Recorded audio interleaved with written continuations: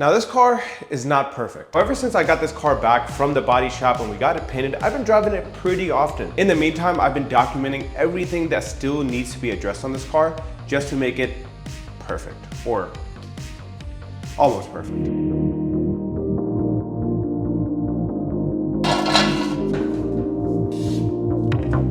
I'm sure there's other things that are gonna come up in the future, so we'll start tackling them one at a time and get this car back on the road. So now that we got the car up in the air, I think the first thing that we're gonna try to tackle today is the shifter install. So this is gonna be a lot of work, and the reason I say that is because to change out the shifter from the chassis mounted shifter that we currently have back to an OEM Plus version of it, we need to drop the exhaust, then all the heat shielding, we even need to drop the drive shaft, and on top of that, we also need to do some complementary mods, which is technically not even a mod. We're actually going from the trans bushings back to the OEM rubber bushings. I'll get into why I'm replacing the shifter and why we need to change out the bushings, but let's go ahead, start dropping everything and get on with the project.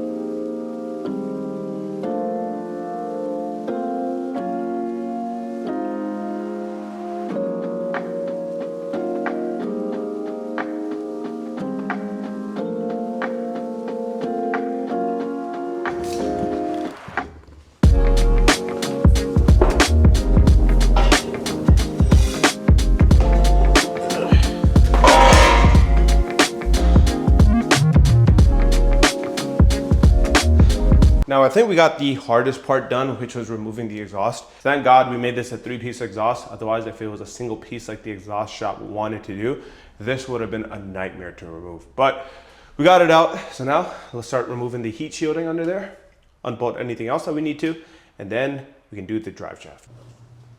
Now, you're probably wondering why we're downgrading from a set of poly bushings to rubber bushings on both the trans and the engine mount, but that's because they do their job a little bit too well. Now, what I mean by that is the poly bushings are supposed to be stiffer than the OEM rubber ones.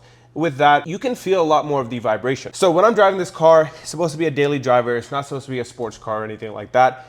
There is a crap ton of vibration coming into the cabin of the car that I really do not like. It was one of the first things I noticed once I put this whole thing back together, that those had to go. If we remove those, we do have to remove this chassis mounted shifter because this requires the poly bushings to function because it deletes the main shifter carrier. Just because I don't like the vibration, we need to remove the bushings and the shifter together and then install the new ones for both.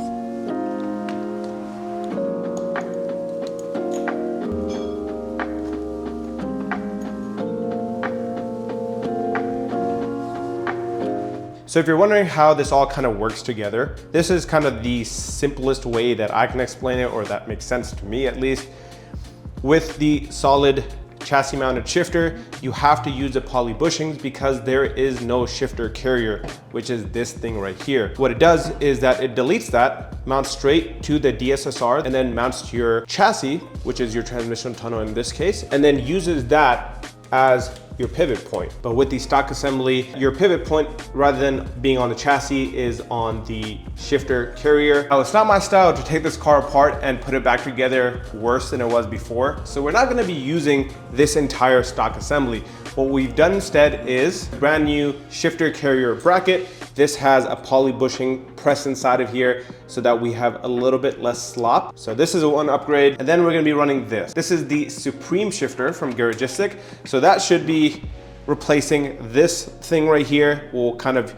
This ball will sit in right here, and then we'll use our base of our chassis mounted shifter on top of this. So let me put this all together and I'll show you guys how it looks.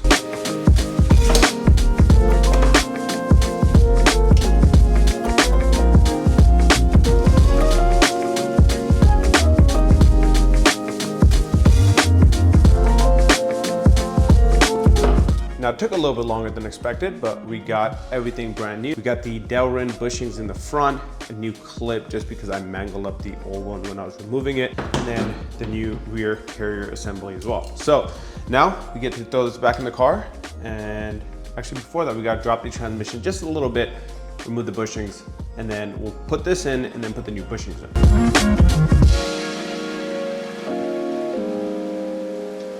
The last clip you guys saw was 4 hours ago. It took me that long to get that shifter carrier back into the car,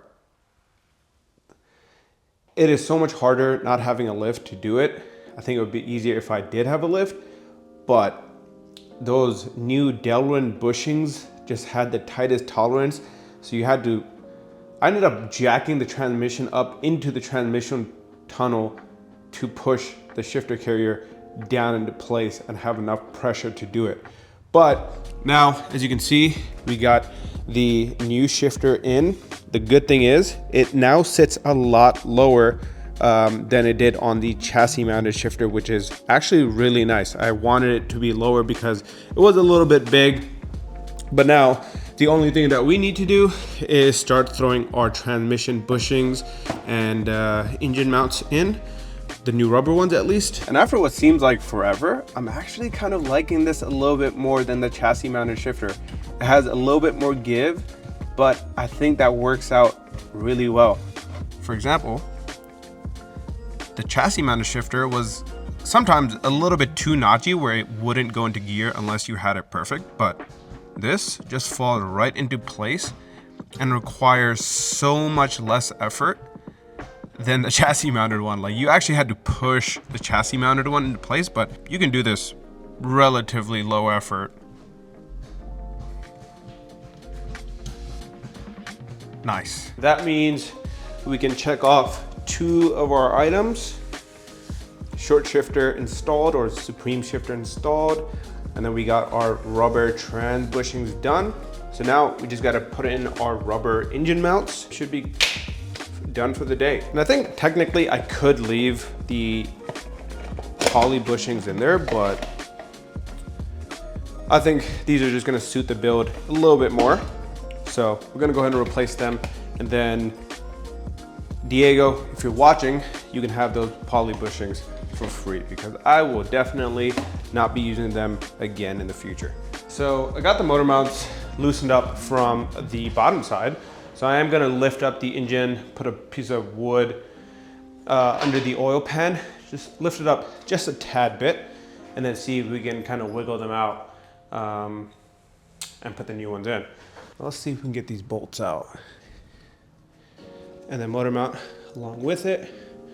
Now we just gotta do the same thing on the other side. Now you can kind of see the difference between the two. One is fairly larger, but I think this is gonna be a lot better for the driving experience, like I mentioned before. And I'm realizing I don't know if I have hardware for this. Okay, I have one. See, I'm not even sure if you guys can see it or not. Let's see. So we got the rubber bushing and the other one over there. Now, time to just send it home, torque it down, and we are good to go. Now that we got all of that situated, everything is down, mounted, tightened up, we can go ahead.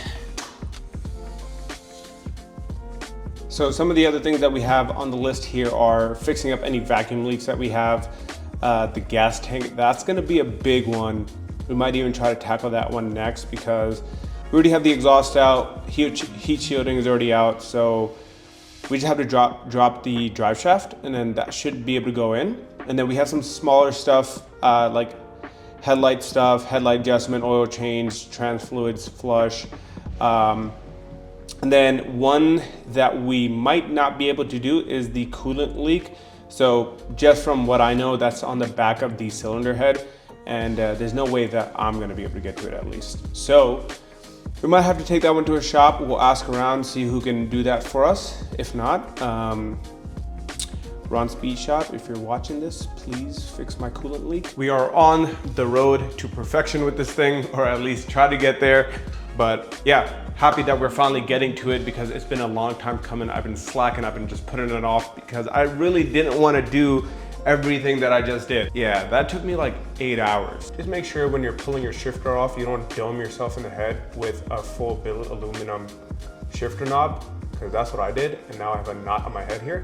But with that, thank you all for watching. I'll see you guys on the next one. Peace.